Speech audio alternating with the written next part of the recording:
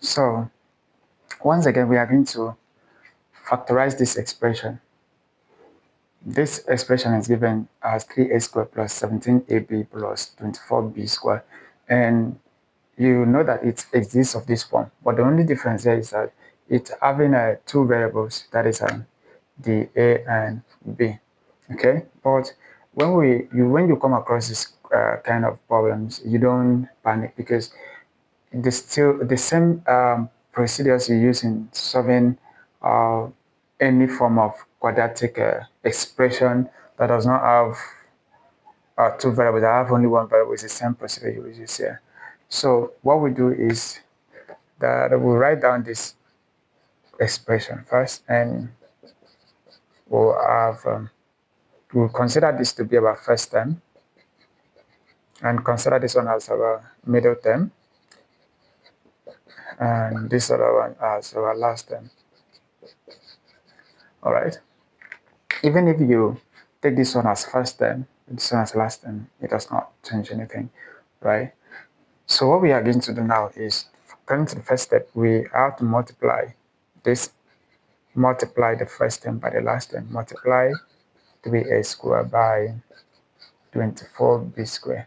Remember, when you look at this expression, it is of this form because everything here is positive. So you already know the nature of the factors. Okay, so you have this times this. And what you're going to have here is 72a squared b squared. So the next step is for us to find two factors of two factors of 72a squared b squared, whose sum is 17ab.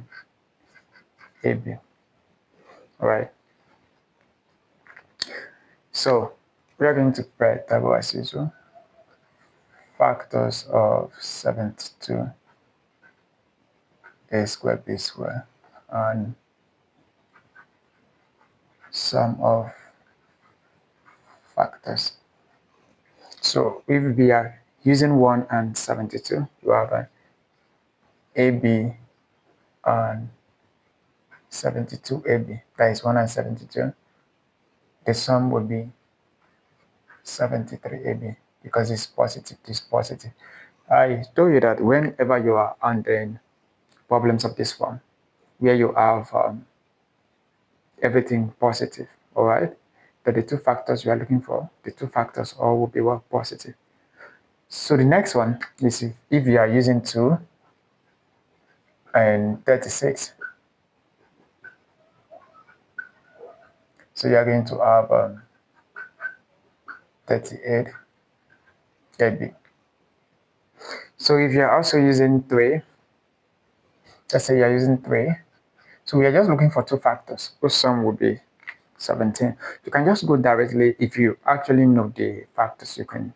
But what I'm trying to do is to make you conversant with factors of number. Like now, if you are really conversant with 72 factors of 72, you will not have issue when you are coming across other questions that the product or the last term is 72. For example, if you are given a question like maybe x squared plus 38x plus 72, you will actually know what to do here. All right, so that's the reason why we are using this table. It will help you to know factors of numbers very well. So you have this other one. You say it's 3 and 24, right? 3 and 24 AB. If you add them together, that will give you 27 AB. So you can also have 6, right? 6 and 12 AB. 6 and 12, let's see, 6 times here is, okay, it will give us, what, make sure that all the factors you are looking for are factors of 72. Don't just write any two numbers that will sum to 17. I think some students like making that mistake. Don't write any two numbers that will sum to 17 because the number sum to 17. Make sure that the number that sum to 17 must be factors of what? Is factors of 72. I mean, if it is not factors of the product or the last term, it's not factors of the product. For example, in this case where we have the first term having a coefficient, if it's not factor of that product, it will not give you the required factors of the expression. Yes, it will not give you the real factors of the expression. So you have this, if you add it up together to give you 18ab. So you still need to try other factors, other percent. So let's try 4. 4 can go, right? 4ab and 18ab. So that will eventually give you 22ab.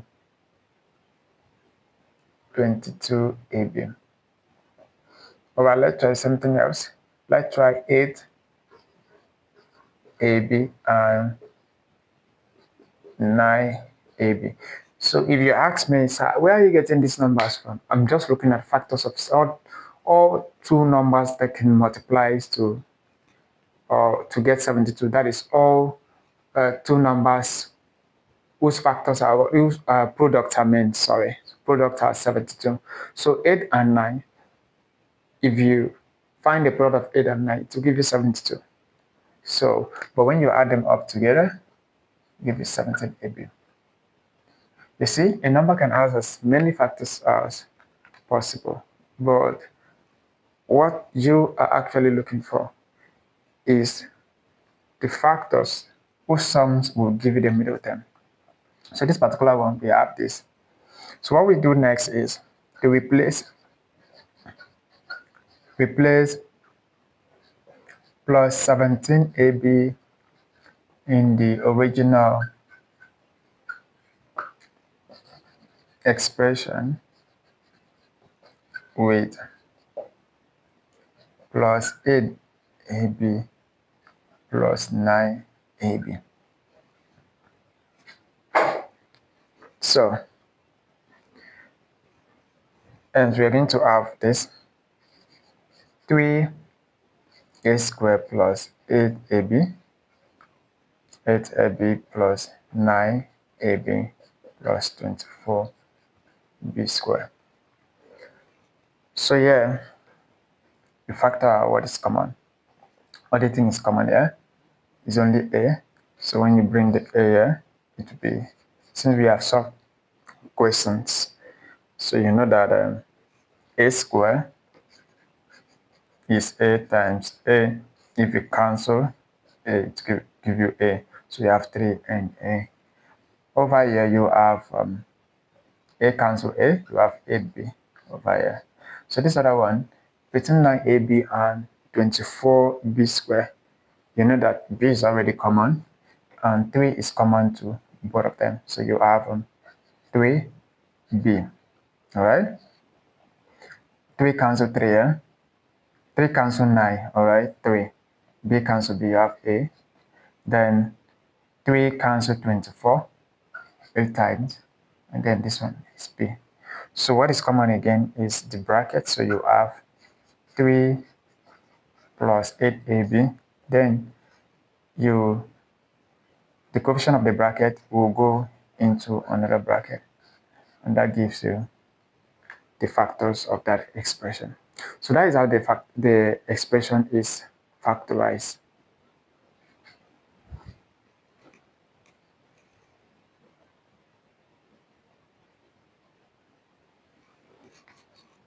Okay, now there is another form of quadratic expression you may come across.